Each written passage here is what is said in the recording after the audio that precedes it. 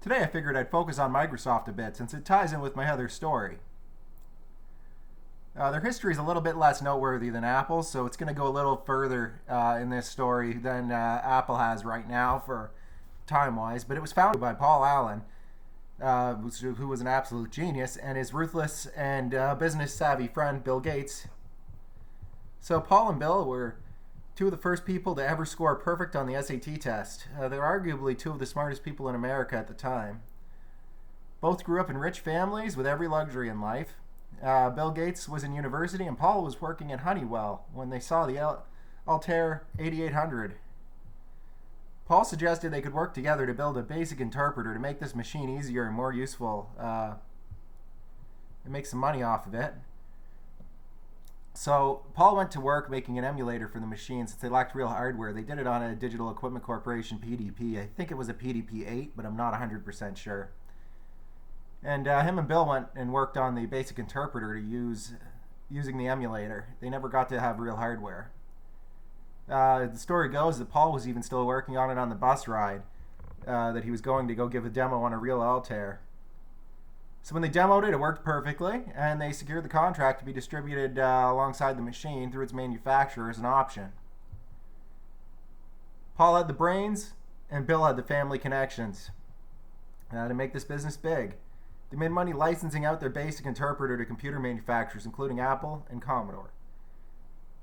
Shortly after that, they also made their own version of Unix called Xenix. It was for microcomputers.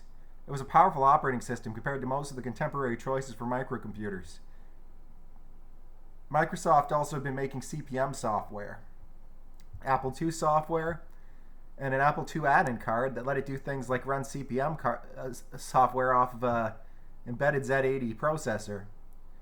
So a strange situation happened. The business market was totally dominated by Digital Research's CP/M operating system that was developed by Gary Kildall. Gary was a true genius, but he lacked even basic business sense, and he wasn't a snake.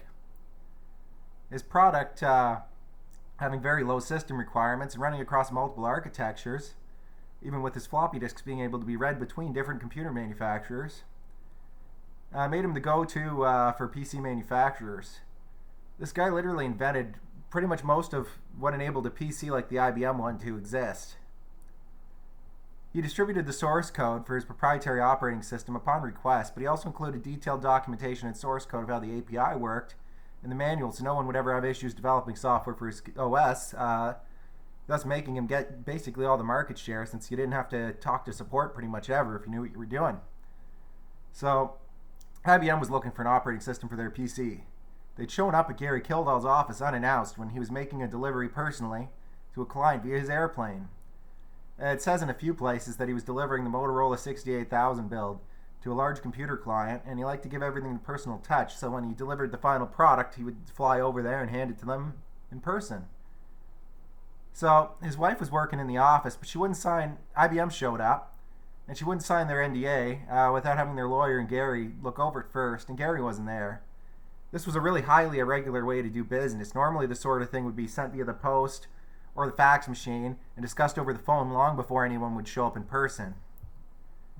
So IBM had broken the normal tradition of how this was done because they wanted to keep it secret. They were building their own PC for small to medium-sized businesses as they'd realized that they'd completely lost out on this market and the mainframe sales were starting to slow down. So the guy IBM sent out, he was infuriated and he took off, claiming that Gary was out flying his plane and was too busy for IBM.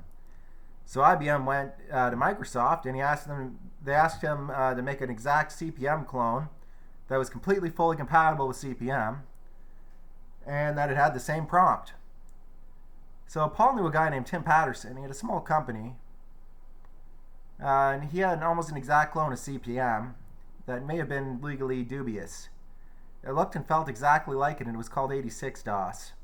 At one point it was also called QDOS. They bought it off him for very little money and they gave him a job.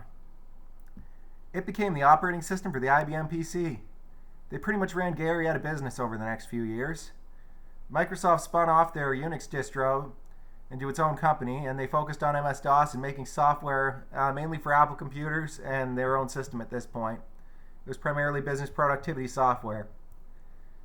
It some point, I'm also going to do a chapter about Gary Kildall later that goes into more depth because he's probably one of the more interesting people in the industry, especially from a technical standpoint. He ended up losing out more than everybody else at every single opportunity, probably more than anyone else in the history of computing.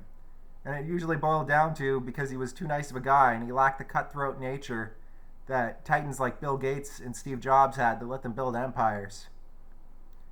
It's also worth noting, as a testament to Bill Gates' nature, he would dilute Paul Allen's shares in Microsoft because he wasn't working hard enough anymore when Paul was undergoing cancer treatment.